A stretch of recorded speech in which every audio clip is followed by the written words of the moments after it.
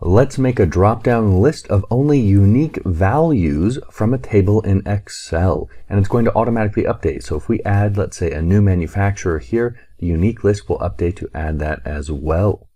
And the first thing that we do is to turn this into a table. So click in here and hit Control T or Insert Table. If you have headers, which you should, check My Table as Headers. Okay. Then we can go and create our list equals unique. It's a function in newer versions of Excel and it is amazing. So let's select the entire manufacturer's column. We're going to get a table reference here, the name of the table, the name of the column. We can close it up, hit enter, and we get a unique list. So no repeats. But maybe we want to sort it.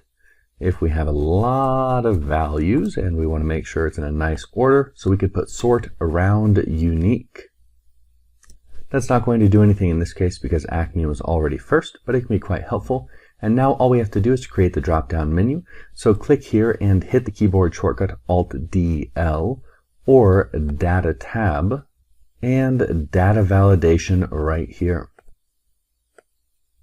Then go to List, click in Source, and click where you put that unique function. Don't select the entire list, just the first cell. And then input a # or a hashtag after it. That will select the entire list for new versions of Excel. Hit OK. And that's it, Acme Tyrell. Let's go ahead and add a new one, Tab, and let's call it Red Corp.